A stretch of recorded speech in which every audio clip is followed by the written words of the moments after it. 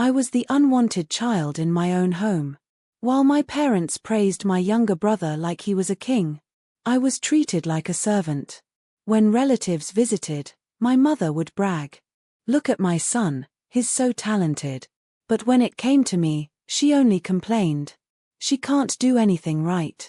I cooked, I cleaned, I washed everyone's clothes.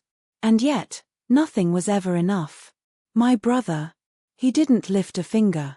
He sat on the couch all day, playing video games, while I worked until my hands ached. And the worst part, if I refused, even for one day, my parents would explode in rage. One evening, when I was just 15, I came home exhausted after school.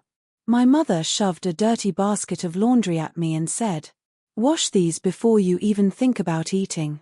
I whispered, "Can't I rest for 5 minutes?" Her eyes narrowed. She slapped me across the face so hard I fell. "Ungrateful girl," she shouted. "You should be thankful we even let you live here." That night, as I lay in bed with tears burning my eyes, I made myself a promise.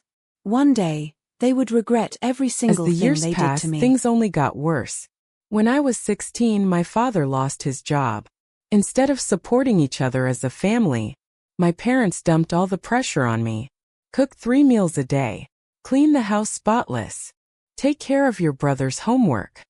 It was never ending. My brother, meanwhile, was treated like royalty. He would laugh at me while I scrubbed the floor, saying, "You're just the maid of this house."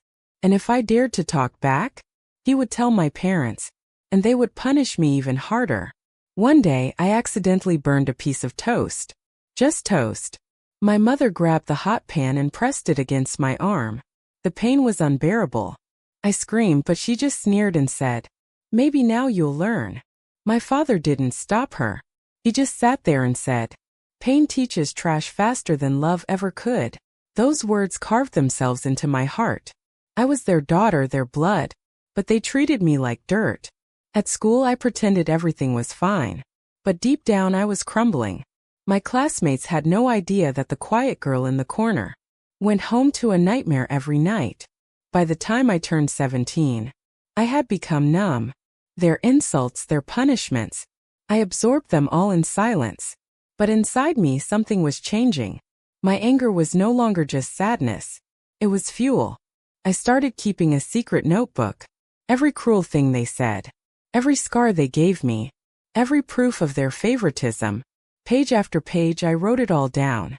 I didn't know how or when, but I knew one day, this notebook would be the key to my revenge. By the time I turned 18, I was done. Done with the endless abuse. Done with their favoritism. Done pretending to be the obedient daughter. One evening, as my mother scolded me for not polishing the silverware properly, something inside me snapped. I looked at her, really looked at her for the first time. The woman who had claimed to love me was just a bully in a different form.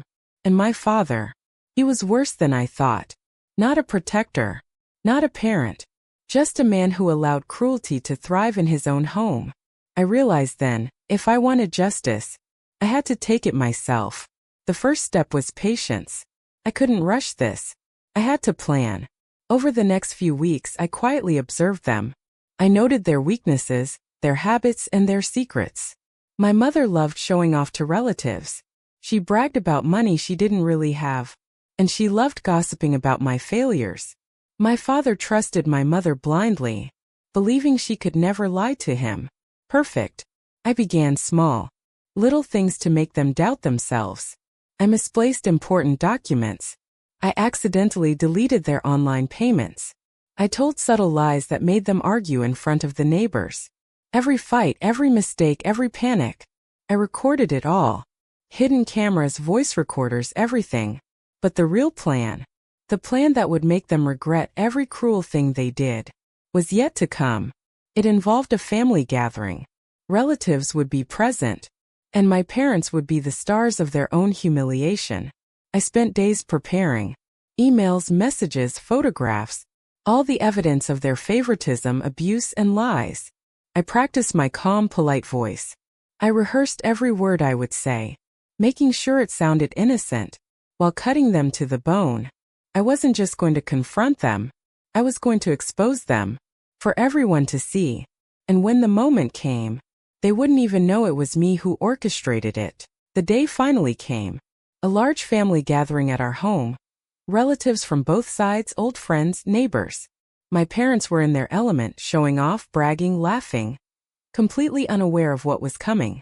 I walked in calm, polite, a soft smile on my face. To everyone else, I was the obedient daughter, the quiet one. To them, I was about to become their worst nightmare. I started casually telling stories from my childhood. Funny little incidents. But subtly I hinted at the truth. A story about a burned arm, a broken toy, being locked in my room.